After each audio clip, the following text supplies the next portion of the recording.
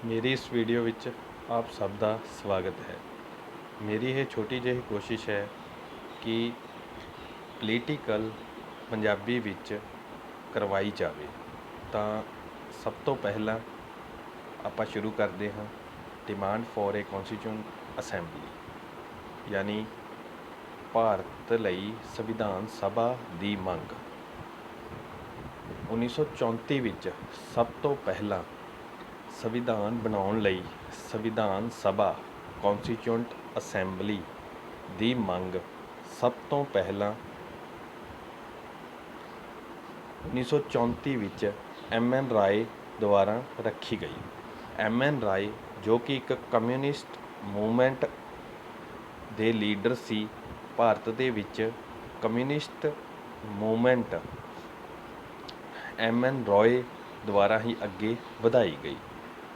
ਯਾਨੀ ਸਭ ਤੋਂ ਪਹਿਲਾਂ 1934 'ਚ ਸੰਵਿਧਾਨ ਸਭਾ ਦੀ ਮੰਗ M.N. ਰਾਏ ਦੁਆਰਾ ਰੱਖੀ ਗਈ। ਇੱਕ ਗੱਲ ਯਾਦ ਰੱਖਣ ਵਾਲੀ ਹੈ ਕਿ ਕਾਂਗਰਸ ਦੁਆਰਾ ਇਹ ਮੰਗ M.N. ਰਾਏ ਦੁਆਰਾ ਰੱਖਣ ਤੋਂ ਬਾਅਦ ਰੱਖੀ ਗਈ। 1935 ਵਿੱਚ ਕਾਂਗਰਸ ਦੁਆਰਾ ਇਹ ਮੰਗ ਕਿ ਭਾਰਤ ਨੂੰ ਸੰਵਿਧਾਨ ਬਣਾਉਣ ਲਈ ਸੰਵਿਧਾਨ ਸਭਾ ਚਾਹੀਦੀ ਹੈ, ਆਫੀਸ਼ੀਅਲੀ ਤੌਰ 'ਤੇ ਭਾਰਤ ਲਈ ਸੰਵਿਧਾਨ ਸਭਾ ਦੀ ਮੰਗ ਭਾਰਤ ਦੀ ਪ੍ਰਮੁੱਖ party INC Indian national Congress ਦੁਆਰਾ 1935 ਵਿੱਚ ਇਹ ਮੰਗ ਰੱਖੀ ਗਈ। ਯਾਨੀ ਸਭ ਤੋਂ ਪਹਿਲਾਂ ਇਹ ਮੰਗ M.N. ਰਾਏ ਦੁਆਰਾ ਰੱਖੀ ਗਈ ਅਤੇ M.N. ਰਾਏ ਤੋਂ ਬਾਅਦ ਇਹ ਮੰਗ ਕਾਂਗਰਸ ਨੇ 1935 ਵਿੱਚ ਰੱਖੀ ਗਈ। ਇਸ ਤੋਂ ਬਾਅਦ 1938 ਵਿੱਚ ਕਾਂਗਰਸ ਦੇ ਸਭ ਤੋਂ ਵੱਡੇ ਨੇਤਾ ਪੰਡਿਤ ਜਵਾਹਰ ਲਾਲ ਨਹਿਰੂ ਦੁਆਰਾ ਕਾਂਗਰਸ ਦੇ ਬਿਹਾਫ 'ਤੇ ਇਹ ਘੋਸ਼ਣਾ ਕੀਤੀ ਗਈ ਕਿ ਭਾਰਤ ਲਈ ਜੋ ਸੰਵਿਧਾਨ ਸਭਾ ਬਣਾਈ ਜਾਵੇਗੀ ਉਹ ਭਾਰਤੀ ਲੋਕਾਂ ਦੁਆਰਾ ਚੁਣੀ ਜਾਵੇਗੀ ਅਤੇ ਇਸ ਵਿੱਚ ਕੋਈ ਬਾਹਰੀ ਦਖਲਅੰਦਾਜ਼ੀ ਨਹੀਂ ਹੋਵੇਗੀ। ਹੁਣ ਗੱਲ ਆਉਂਦੀ ਹੈ ਅੰਗਰੇਜ਼ਾਂ ਦੁਆਰਾ ਇਸ ਨੂੰ ਸਵੀਕਾਰ ਕਰਨ ਦੀ, ਕਿਉਂਕਿ ਜੇ ਅੰਗਰੇਜ਼ਾਂ ਨੇ ਇਹ ਡਿਮਾਂਡ ਸਵੀਕਾਰ ਕਰਨੀ ਸੀ ਤਾਂ ਹੀ ਸੰਵਿਧਾਨ ਸਭਾ ਬਣਾਈ ਜਾਣੀ ਸੀ। ਅਤੇ ਸਭ ਨੂੰ ਪਤਾ ਹੈ ਕਿ 1939 ਵਿੱਚ ਫਸਟ ਵਰਲਡ ਵਾਰ ਸ਼ੁਰੂ ਹੋ ਚੁੱਕੀ ਸੀ ਅਤੇ ਅੰਗਰੇਜ਼ਾਂ ਲਈ ਇਹ ਜ਼ਰੂਰੀ ਸੀ ਕਿ ਭਾਰਤ ਇਸ ਵਿੱਚ ਸ਼ਾਮਿਲ ਹੋਵੇ। ਉਂਝ ਤਾਂ ਭਾਰਤੀ ਸੈਨਾ ਇਸ ਵਿੱਚ ਸ਼ਾਮਿਲ ਹੋ ਗਈ ਸੀ, ਪਰ ਭਾਰਤੀ ਲੀਡਰਾਂ ਦੁਆਰਾ ਅੰਗਰੇਜ਼ਾਂ ਦੇ ਪੱਖ ਵਿੱਚ ਬਿਆਨ ਦਿੱਤੇ ਜਾਣੇ ਸੀ ਕਿ ਅਸੀਂ ਅੰਗਰੇਜ਼ਾਂ ਦੇ ਨਾਲ ਹਾਂ। ਤਾਂ ਇਸੇ ਸਹਿਮਤੀ ਲਈ, ਇਸੇ ਸਪੋਰਟ ਲਈ ਅੰਗਰੇਜ਼ਾਂ ਨੂੰ ਭਾਰਤੀਆਂ ਦੀਆਂ ਮੰਗਾਂ ਮੰਨਣੀਆਂ ਪੈਣੀਆਂ ਸੀ ਅਤੇ ਮਹਾਤਮਾ ਗਾਂਧੀ ਦੁਆਰਾ ਇੰਡੀਵਿਜ਼ੂਅਲ ਸੱਤਿਆਗ੍ਰਹਿ ਚਲਾਏ ਜਾ ਰਹੇ ਸੀ, ਜਿਸ ਤੋਂ ਇਹ ਸਪਸ਼ਟ ਸੀ ਕਿ ਭਾਰਤੀ ਲੀਡਰ ਅਤੇ ਭਾਰਤ ਦੀ ਪ੍ਰਮੁੱਖ ਪਾਰਟੀ INC ਅੰਗਰੇਜ਼ਾਂ ਨਾਲ ਕੋਈ ਸਮਝੌਤਾ ਕਰਨ ਨੂੰ ਤਿਆਰ ਨਹੀਂ ਸੀ ਜਿੰਨਾ ਚਿਰ ਭਾਰਤੀਆਂ ਦੀਆਂ ਮੰਗਾਂ ਮੰਨੀਆਂ ਨਾ ਜਾਂਦੀਆਂ। ਤਾਂ ਸਭ ਤੋਂ ਪਹਿਲਾਂ ਅੰਗਰੇਜ਼ਾਂ ਦੁਆਰਾ ਭਾਰਤੀਆਂ ਦੀਆਂ ਮੰਗਾਂ ਮੰਨਣ ਲਈ ਅਗਸਤ ਆਫਰ ਭੇਜਿਆ ਗਿਆ ਅਤੇ ਅਗਸਤ ਆਫਰ 1940 ਵਿੱਚ ਆਇਆ। ਇਹ ਅਗਸਤ ਦੇ ਮਹੀਨੇ ਵਿੱਚ ਆਇਆ ਸੀ, ਇਸ ਲਈ ਇਸ ਨੂੰ ਅਗਸਤ ਆਫਰ ਦੇ ਨਾਮ ਨਾਲ ਜਾਣਿਆ ਜਾਂਦਾ ਹੈ। ਇਸ ਤੋਂ ਬਾਅਦ 1942 ਵਿੱਚ ਜਦੋਂ ਅਗਸਤ ਆਫਰ ਨੇ ਭਾਰਤੀ ਸੰਵਿਧਾਨ ਸਭਾ ਦੀ ਮੰਗ ਪਾਰਸ਼ੀਅਲ ਤੌਰ 'ਤੇ ਮੰਨ ਲਈ ਸੀ, ਭਾਵ ਕਿ ਅੰਗਰੇਜ਼ਾਂ ਦੁਆਰਾ ਭਾਰਤੀਆਂ ਲਈ ਭਾਰਤੀ ਸੰਵਿਧਾਨ ਸਭਾ ਦੀ ਮੰਗ ਸਿਧਾਂਤਕ ਤੌਰ 'ਤੇ ਅਗਸਤ ਆਫਰ ਵਿੱਚ ਮੰਨ ਲਈ ਗਈ। ਇਸ ਤੋਂ ਬਾਅਦ ਅੰਗਰੇਜ਼ਾਂ ਨੇ 1942 ਵਿੱਚ ਸਰ ਸਟੈਫਰਡ ਕ੍ਰਿਪਸ, ਜੋ ਕਿ ਬ੍ਰਿਟਿਸ਼ ਕੈਬਨਿਟ ਵਿੱਚ ਇੱਕ ਮੰਤਰੀ ਸੀ, ਉਹਨਾਂ ਨੂੰ ਇੱਕ ਪ੍ਰਪੋਜ਼ਲ ਦੇ ਕੇ ਭੇਜਿਆ। ਇਸ ਪ੍ਰਪੋਜ਼ਲ ਨੂੰ ਕੈਬਨਿਟ ਮਿਸ਼ਨ ਦੇ ਨਾਮ ਨਾਲ ਜਾਣਿਆ ਜਾਂਦਾ ਹੈ। ਇਹ ਇੱਕ ਮੈਂਬਰੀ ਕਮਿਸ਼ਨ ਸੀ, ਜਿਸ ਦਾ ਸਿਰਫ ਇੱਕੋ ਇੱਕ ਮੈਂਬਰ ਸਰ ਸਟੈਫਰਡ ਕ੍ਰਿਪਸ ਸੀ। ਸਟੈਫਰਡ ਕ੍ਰਿਪਸ ਨੇ ਭਾਰਤੀਆਂ ਨੂੰ ਦੂਜੇ ਵਿਸ਼ਵ ਯੁੱਧ ਤੋਂ ਬਾਅਦ ਸੰਵਿਧਾਨ ਸਭਾ ਦੀ ਮੰਗ ਦਾ ਪ੍ਰਸਤਾਵ ਦਿੱਤਾ। ਕ੍ਰਿਪਸ ਮਿਸ਼ਨ ਵਿੱਚ 1942 ਵਿੱਚ ਕ੍ਰਿਪਸ ਮਿਸ਼ਨ ਆਇਆ ਸੀ ਤੇ ਕ੍ਰਿਪਸ ਮਿਸ਼ਨ ਵਿੱਚ ਭਾਰਤੀ ਸੰਵਿਧਾਨ ਸਭਾ ਦੀ ਮੰਗ ਨੂੰ ਸਵੀਕਾਰ ਤਾਂ ਕੀਤਾ ਗਿਆ ਸੀ, ਪਰ ਇਸ ਵਿੱਚ ਕੁਝ ਕਮੀਆਂ ਸੀ। ਕ੍ਰਿਪਸ ਮਿਸ਼ਨ ਨੂੰ ਮੁਸਲਿਮ ਲੀਗ ਨੇ ਲਗਭਗ ਰਿਜੈਕਟ ਕਰ ਦਿੱਤਾ ਸੀ, ਕਿਉਂਕਿ ਮੁਸਲਿਮ ਲੀਗ ਦੀ ਮੰਗ ਸੀ ਕਿ ਭਾਰਤ ਨੂੰ 2 ਹਿੱਸਿਆਂ ਵਿੱਚ ਵੰਡਿਆ ਜਾਏ, ਜਿਹੜੀ ਕਿ ਉਸ ਦੀ ਸਭ ਤੋਂ ਪਹਿਲੀ ਡਿਮਾਂਡ ਸੀ। ਤੇ ਕ੍ਰਿਪਸ ਮਿਸ਼ਨ ਨੂੰ ਕਾਂਗਰਸ ਨੇ ਵੀ ਬਹੁਤੀ ਤਵੱਜੋ ਨਹੀਂ ਦਿੱਤੀ। ਇਸ ਤਰ੍ਹਾਂ ਕ੍ਰਿਪਸ ਮਿਸ਼ਨ ਦੀ ਅਸਫਲਤਾ ਤੋਂ ਬਾਅਦ 1945 ਵਿੱਚ ਕੈਬਨਿਟ ਮਿਸ਼ਨ ਭੇਜਿਆ ਗਿਆ।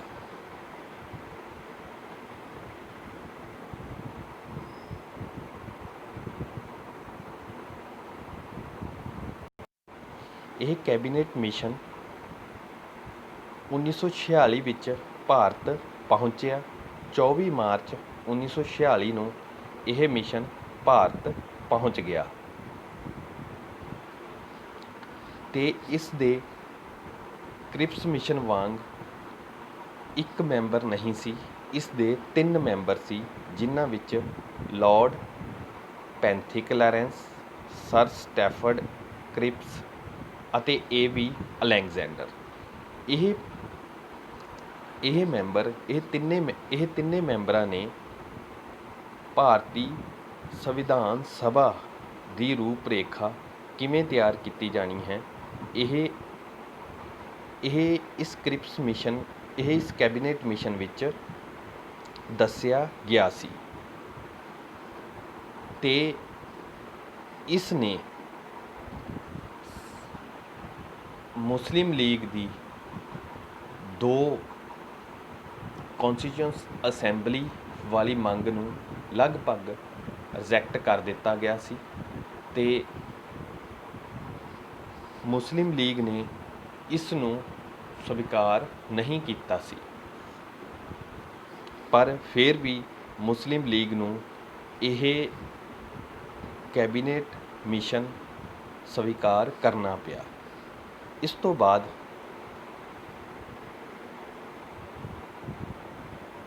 ਸੰਵਿਧਾਨ ਸਭਾ ਦਾ ਗਠਨ ਕਿਵੇਂ ਹੋਇਆ? ਸੰਵਿਧਾਨ ਸਭਾ ਦਾ ਗਠਨ ਯਾਨੀ ਇਸ ਵਿੱਚ ਕਿੰਨੇ ਮੈਂਬਰ ਸੀ ਤੇ ਇਹ ਮੈਂਬਰ ਕਿੱਥੋਂ ਚੁਣੇ ਗਏ।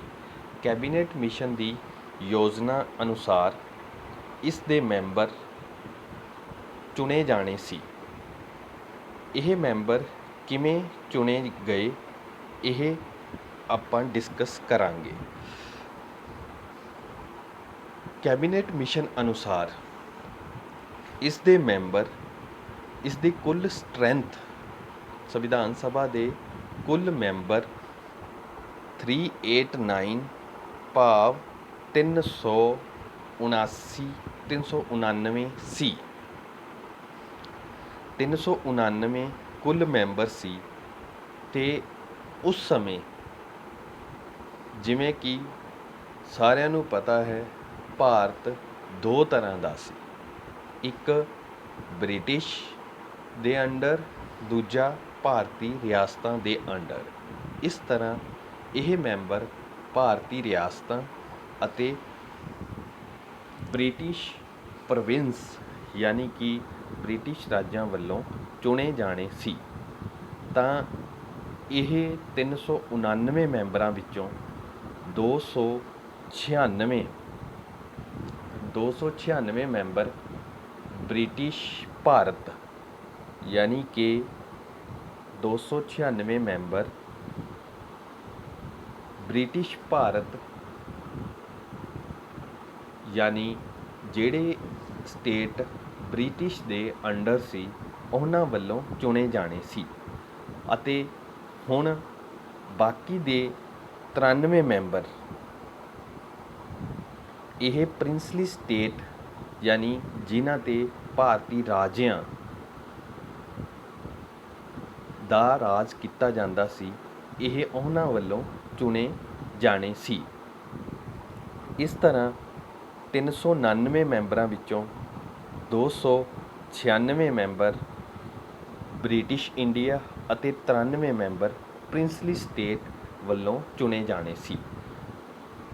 ਹੁਣ ਬ੍ਰਿਟਿਸ਼ ਭਾਰਤ ਵਿੱਚ ਵੀ ਅੱਜ ਦੀ ਤਰ੍ਹਾਂ ਜਿਵੇਂ ਅੱਜ ਇੱਕ ਤਾਂ ਪੂਰਾ ਸਟੇਟ, ਇੱਕ ਯੂਟੀ, ਬ੍ਰਿਟਿਸ਼ ਭਾਰਤ ਵਿੱਚ ਵੀ ਇਹ ਦੋ ਤਰ੍ਹਾਂ ਦੇ ਸਟੇਟ ਹੁੰਦੇ ਹਨ, ਕਿਉਂਕਿ ਭਾਰਤੀ ਸੰਵਿਧਾਨ ਲਗਭਗ ਬ੍ਰਿਟਿਸ਼ ਸੰਵਿਧਾਨ ਦਾ ਹੀ ਰੂਪ ਹੈ।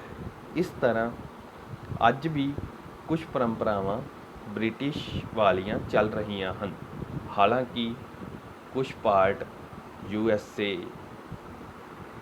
USSR, ਆਇਰਲੈਂਡ ਤੋਂ ਵੀ ਲਿਆ ਗਿਆ ਹੈ, ਪਰ ਜ਼ਿਆਦਾਤਰ ਮੇਨ ਸਟਰਕਚਰ ਭਾਰਤੀ ਸੰਵਿਧਾਨ ਦਾ UK ਨਾਲ ਹੀ ਮਿਲਦਾ ਜੁਲਦਾ ਹੈ।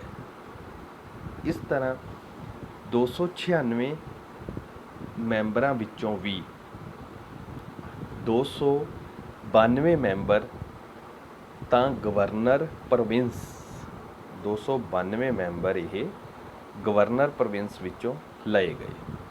ਅਤੇ ਬਾਕੀ ਦੇ ਜਿਹੜੇ 4, ਕਿਉਂਕਿ ਮੈਂ ਪਹਿਲਾਂ ਵੀ ਕਰਵਾ ਚੁੱਕਿਆ ਹਾਂ ਕਿ ਟੋਟਲ ਮੈਂਬਰ 389 ਯਾਨੀ 399, ਜਿਹਦੇ ਵਿੱਚੋਂ 296 ਮੈਂਬਰ ਬ੍ਰਿਟਿਸ਼ ਪ੍ਰੋਵਿੰਸ ਅਤੇ 93 ਮੈਂਬਰ ਭਾਰਤੀ ਰਿਆਸਤਾਂ ਦੁਆਰਾ ਨੋਮੀਨੇਟ ਕੀਤੇ ਜਾਣੇ ਸੀ।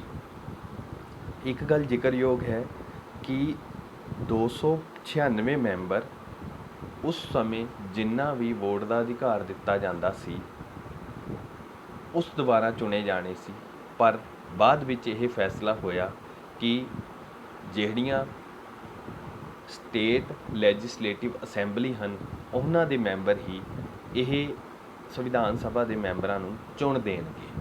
ਤਾਂ ਅੱਜ ਦੀ ਤਰ੍ਹਾਂ ਜਿਵੇਂ ਅੱਜ ਰਾਜ ਸਭਾ ਦੇ ਮੈਂਬਰਾਂ ਦੀ ਚੋਣ ਹੁੰਦੀ ਹੈ, ਉਸ ਨਾਲ ਹੀ ਮਿਲਦੀ ਜੁਲਦੀ ਭਾਰਤ ਦੀ ਸੰਵਿਧਾਨ ਸਭਾ ਦੀ ਚੋਣ ਹੋਈ ਸੀ। ਤਾਂ ਸਭ ਤੋਂ ਪਹਿਲਾਂ 292 ਮੈਂਬਰ ਬ੍ਰਿਟਿਸ਼ ਗਵਰਨਰ ਪ੍ਰੋਵਿੰਸ ਯਾਨੀ ਜੋ ਪੂਰੇ ਰਾਜ ਸੀ, ਅਤੇ ਇਸ ਦੇ ਵਿੱਚੋਂ 4 ਮੈਂਬਰ ਚੀਫ ਕਮਿਸ਼ਨਰ ਪ੍ਰੋਵਿੰਸ ਯਾਨੀ ਜਿਵੇਂ ਅੱਜ ਆਪਾਂ ਕਹਿੰਦੇ ਹਾਂ ਲੈਫਟੀਨੈਂਟ ਗਵਰਨਰ, ਜੋ ਕਿ ਸਿੱਧਾ ਕੇਂਦਰ ਸਰਕਾਰ ਦੇ ਅਧੀਨ ਹੁੰਦੇ ਹਨ, ਉਹਨਾਂ ਰਾਜਾਂ ਦੁਆਰਾ ਚੁਣੇ ਜਾਣੇ ਸੀ। ਅਤੇ ਇਸ ਤੋਂ ਬਾਅਦ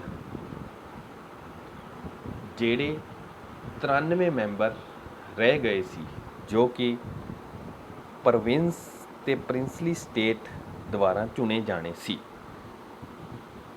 ਇਹ ਮੈਂਬਰ ਜਨਸੰਖਿਆ ਦੇ ਪ੍ਰਪੋਰਸ਼ਨ ਯਾਨੀ ਅਨੁਪਾਤ ਦੇ ਆਧਾਰ 'ਤੇ ਇਹਨਾਂ ਨੂੰ ਸੀਟਾਂ ਦਿੱਤੀਆਂ ਜਾਣੀਆਂ ਸੀ। ਤਾਂ ਰਫਲੀ ਇਹ ਕਿਹਾ ਜਾ ਸਕਦਾ ਹੈ ਕਿ ਹਰੇਕ 10 ਲੱਖ ਯਾਨੀ ਹਰੇਕ ਮਿਲੀਅਨ ਲੋਕਾਂ 'ਤੇ ਇੱਕ ਸੀਟ ਦਿੱਤੀ ਗਈ। ਤੇ ਇਸ ਤਰ੍ਹਾਂ 93 ਮੈਂਬਰ ਬ੍ਰਿਟਿਸ਼ ਦੇ ਅੰਡਰ ਜੋ ਪ੍ਰਿੰਸਲੀ ਸਟੇਟ ਆਉਂਦੇ ਸੀ ਭਾਰਤ ਦੇ, ਉਹਨਾਂ ਦੁਆਰਾ ਚੁਣੇ ਜਾਣੇ ਸੀ। ਇਸ ਤੋਂ ਬਾਅਦ ਹਰੇਕ ਬ੍ਰਿਟਿਸ਼ ਪ੍ਰੋਵਿੰਸ ਜੋ ਕਿ ਪੂਰੇ ਰਾਜ ਸੀ, ਇਹਨਾਂ ਦੇ ਵਿੱਚ ਸੀਟਾਂ ਕਿਵੇਂ ਚੁਣੀਆਂ ਜਾਣੀਆਂ ਸੀ, ਇਹਨਾਂ ਦੇ ਵਿੱਚ ਵੀ ਅੱਗੇ 3 ਮੇਨ ਕਮਿਊਨਿਟੀਜ਼ ਬਣਾਈਆਂ ਗਈਆਂ, ਜਿਨ੍ਹਾਂ ਦੇ ਵਿੱਚ ਮੁਸਲਿਮ, ਸਿੱਖ ਅਤੇ ਜਰਨਲ, ਭਾਵ 3 ਕਮਿਊਨਿਟੀਜ਼ ਮੁਸਲਿਮ, ਸਿੱਖ ਅਤੇ ਜਰਨਲ, ਜਿਨ੍ਹਾਂ ਦੇ ਵਿੱਚ ਜਨਰਲ ਵਿੱਚ ਮੁਸਲਿਮ ਅਤੇ ਸਿੱਖਾਂ ਨੂੰ ਛੱਡ ਕੇ ਇਹਨਾਂ ਤਿੰਨਾਂ ਦੇ ਜਨਸੰਖਿਆ ਦੇ ਆਧਾਰ 'ਤੇ, ਜੋ ਵੀ ਜਨਸੰਖਿਆ ਹੈ ਉਸ ਦੇ ਆਧਾਰ 'ਤੇ ਇਹ ਮੈਂਬਰ ਲਏ ਜਾਣੇ ਸੀ, ਭਾਵ ਕਿ ਮੁਸਲਿਮ, ਸਿੱਖ ਅਤੇ ਜਰਨਲ ਵਿੱਚ ਹਿੰਦੂ ਤੇ SC ST ਸਾਰੇ ਆ ਜਾਣੇ ਸੀ, ਅਤੇ ਇਹਨਾਂ ਦੀ ਜਨਸੰਖਿਆ ਦੇ ਆਧਾਰ 'ਤੇ ਇਹ ਸੀਟਾਂ ਸੰਵਿਧਾਨ ਸਭਾ ਵਿੱਚ ਚੁਣੀਆਂ ਜਾਣੀਆਂ ਸੀ। ਇਸ ਤੋਂ ਬਾਅਦ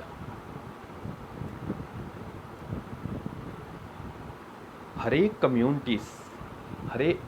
ਕਮਿਊਨਿਟੀ ਦੀ ਚੋਣ, ਜਿਵੇਂ ਕਿ ਮੈਂ ਪਹਿਲਾਂ ਹੀ ਦੱਸਿਆ ਹੈ ਕਿ ਪ੍ਰੋਵਿੰਸ਼ੀਅਲ ਲੈਜਿਸਲੇਟਿਵ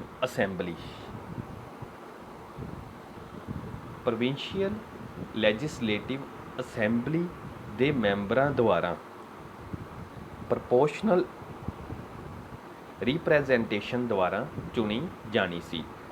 ਯਾਨੀ ਜਿਵੇਂ ਅੱਜ ਦੀ ਰਾਜ ਸਭਾ ਦੀ ਚੋਣ ਹੁੰਦੀ ਹੈ, ਉਸ ਤਰ੍ਹਾਂ ਜੋ ਸਟੇਟ ਲੈਜਿਸਲੇਟਿਵ ਅਸੈਂਬਲੀ, ਭਾਵ ਰਾਜ ਵਿਧਾਨ ਸਭਾ, ਉਸ ਸਮੇਂ ਦੀਆਂ ਰਾਜ ਵਿਧਾਨ ਸਭਾਵਾਂ ਦੁਆਰਾ ਜੋ ਉਹਨਾਂ ਦੇ ਮੈਂਬਰ ਸੀ, ਉਹਨਾਂ ਦੁਆਰਾ ਸੰਵਿਧਾਨ ਸਭਾ ਦੇ ਮੈਂਬਰਾਂ ਦੀ ਚੋਣ ਕੀਤੀ ਜਾਣੀ ਸੀ। ਇਸੇ ਤਰ੍ਹਾਂ ਜੋ ਪ੍ਰਿੰਸਲੀ ਸਟੇਟ ਯਾਨੀ ਰਾਜਿਆਂ ਦੇ ਅੰਡਰ ਜਿਹੜੇ ਸਟੇਟ ਆਉਂਦੇ ਸੀ, ਯਾਨੀ ਜਿਨ੍ਹਾਂ 'ਤੇ ਰਾਜੇ ਰਾਜ ਕਰਦੇ ਸੀ, ਉਹ ਉੱਥੋਂ ਦੇ ਲੋਕਾਂ ਦੁਆਰਾ ਉਹ ਮੈਂਬਰ ਚੁਣੇ ਨਹੀਂ ਜਾਣੇ ਸੀ, ਭਾਵ ਕਿ ਰਾਜਿਆਂ ਦੁਆਰਾ ਹੀ ਉਹ ਮੈਂਬਰ ਨੋਮੀਨੇਟ ਕੀਤੇ ਜਾਣੇ ਸੀ। ਇਸ ਤਰ੍ਹਾਂ ਰਾਜੇ ਆਪਣੀ ਮਰਜ਼ੀ ਅਨੁਸਾਰ ਇਹ ਮੈਂਬਰ ਭੇਜ ਸਕਦੇ ਸੀ। ਇਸ ਤਰ੍ਹਾਂ ਇਹ ਸਪਸ਼ਟ ਹੈ, ਕਲੀਅਰ ਹੈ ਕਿ ਸੰਵਿਧਾਨ ਸਭਾ ਪਾਰਸ਼ਲੀ ਇਲੈਕਟਡ ਸੀ ਅਤੇ ਪਾਰਸ਼ਲੀ ਨੋਮੀਨੇਟਡ ਸੀ। ਪਾਰਸ਼ਲੀ ਇਲੈਕਟਡ ਦਾ ਮਤਲਬ ਕਿ ਕੁਛ ਚੁਣੀ ਹੋਈ ਸੀ ਅਤੇ ਕੁਛ ਕੁ ਨੋਮੀਨੇਟਡ ਸੀ। ਤਾਂ ਸੈਕਿੰਡਲੀ ਇਨਡਾਇਰੈਕਟਲੀ ਇਲੈਕਟਡ ਸੀ। ਇਨਡਾਇਰੈਕਟਲੀ ਜਿਵੇਂ ਅੱਜ ਦੀ ਰਾਜ ਸਭਾ, ਰਾਸ਼ਟਰਪਤੀ ਅਤੇ ਉਪ ਰਾਸ਼ਟਰਪਤੀ ਦੀ ਚੋਣ ਭਾਰਤ ਦੇ ਲੋਕਾਂ ਦੁਆਰਾ ਨਾ ਤਾਂ ਰਾਜ ਸਭਾ ਦੇ ਮੈਂਬਰਾਂ ਦੀ ਚੋਣ, ਨਾ ਹੀ ਰਾਸ਼ਟਰਪਤੀ ਅਤੇ ਨਾ ਹੀ ਉਪ ਰਾਸ਼ਟਰਪਤੀ ਦੀ ਚੋਣ ਕੀਤੀ ਜਾਂਦੀ ਹੈ। ਆਪਣੇ ਦੁਆਰਾ ਚੁਣੇ ਹੋਏ ਮੈਂਬਰ ਹੀ ਅੱਗੇ ਰਾਜ ਸਭਾ ਦੇ ਮੈਂਬਰ, ਰਾਸ਼ਟਰਪਤੀ ਅਤੇ ਭਾਰਤ ਦੇ ਰਾਸ਼ਟਰਪਤੀ ਨੂੰ ਚੁਣਦੇ ਹਨ।